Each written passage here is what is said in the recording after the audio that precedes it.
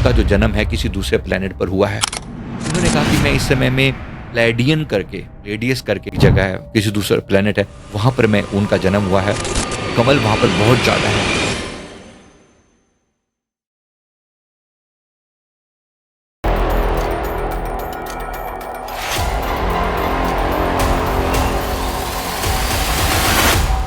क्या किसी की आत्मा दूसरे प्लेनेट पर जन्म ले सकती है? मल्टीवर्स में जन्म ले सकती है? ये प्रश्न किसी ने पूछा है। मैंने इसके ऊपर बहुत विस्तार से बहुत सारे वीडियोज़ में जवाब दिया है। इन्हें स्टार सीड कहते हैं। जब कोई आत्मा दूसरे प्लेनेट से हमारी धरती पर जन्म लेती है, तो हम उन्हें यहाँ पर स्टार सीड बोलते हैं। मैंने कुछ स्टार सीड की थ्योरीज़ भी बताई हैं, उनकी स्टोरीज़ भी शेयर करी हैं, क्योंकि मैं एक पास्ट लाइफ रिग्रेशन थेरेपिस्ट होने के नाते मैंने मैंने बहुत लोगों का पास्ट लाइफ देखा है और उनमें से बहुत लोगों का ऐसा भी पाया है कि उनका जो जन्म है किसी दूसरे प्लेनेट पर हुआ है। आत्मा की यात्रा लिमिटेड नहीं है। बेस्ड ऑन कि आप इस जीवन में क्या कार्यवाही करते हो, आपका जन्म किसी दूसरे प्लेनेट पर भी हो सकता है। जो लोग ascended सोल्स हैं, मतलब पावरफुल सोल हैं, जिन्होंने इस जीवन में बहुत अवेकनिंग कर लिया, डेफिनेटली उनकी आत्मा इस धरती की वाइब्रेशन से बहुत हायर उठ जाती है, तो उनका जन्म किसी हायर लेवल पर भी हो सकता है, लोअर जगह पे भी हो सकता है। तो इसको समझने के लिए मैं एक एग्जांपल दे रहा हूँ। मेरे पास एक रिया नाम की एक लेडी आई। उन्होंने कहा कि मुझे ऐसा लगता है कि मैं इस धरती की नहीं हूँ।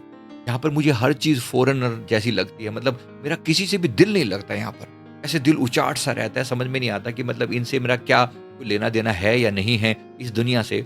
मैंने जब इनका पास्ट देखा, बिल्कुल शांत होती चली गई वो, और जब वो अपने पास्ट में उतरी तो बड़ी अजीब सी स्थिति सामने दिखाई दी। उन्होंने कहा कि मैं जिस जगह पर हूँ यहाँ सब कुछ ब्लू है, नीला नीला नीला सा कुछ दिखता है, या मतलब धरती से कोई बात मेल नहीं खाती। उन्होंने कहा कि यहाँ पर ऐसा लगता है जैसे लोग जो रह रहे हैं ना, वो एक पुष्प के रूप में, मतलब उन्होंने कमल की व्याख्या ऐसे करी कि कमल वहाँ पर बहुत ज़्यादा हैं।